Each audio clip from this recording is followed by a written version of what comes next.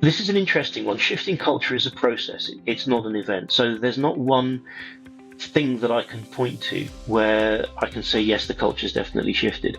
But what I find is that the more we integrate with the business, the more we go outside the legal team, speak to people, the more we bring them into the legal team to speak to us, and they realize the value that they can derive from talking to us, the more they do talk to us, and the more they want to come to us and say, I'm thinking about doing something. This is how I was thinking about doing it. What do you think? And that's something that happens more and more as they work with you more and more closely.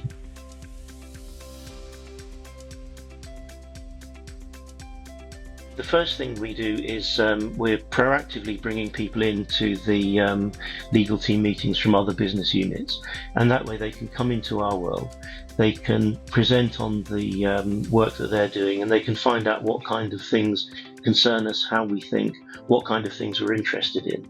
That raises our profile, and it puts us at the back of their mind when they're doing their business as usual. We also offer training to areas of the business. We will actively go and ask what kind of training they want. We'll deliver it to them. And finally, we'll go on roadshows, the most recent one dealing with ethics and compliance, where we're highlighting new standards of behaviour guidelines, we're highlighting conflict of interest checks, all this kind of thing. And we're going out to the business rather than just asking them to sit in front of a screen and complete an e-learning course, for example.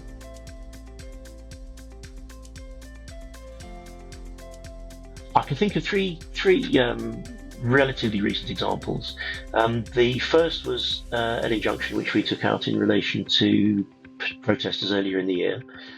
Second thing is the conditions of use, which are a set of effectively contractual terms that govern airlines and others, and which are consulted on. And the third is the regulatory framework which we deal with.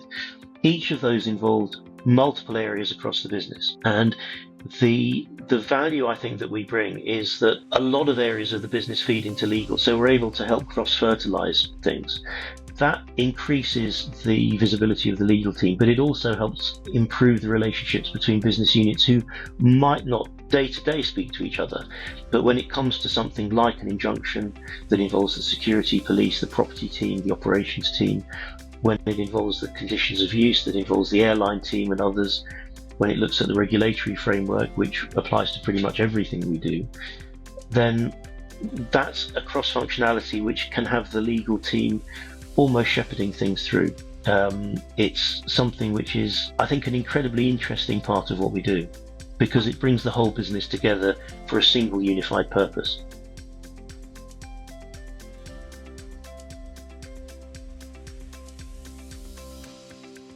I think the thing to understand is that sensitive conversations are often sensitive because people are approaching the legal team with a bit of a sense of trepidation, in that they feel they either might get told that they can't do something or that they shouldn't do something.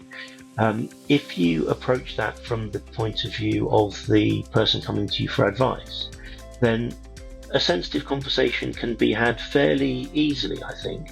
Often people don't want to do something that's where the answer is going to be no. They just need to be given advice as to how to deal with it in the most effective way, how to deal with it in the most proficient way.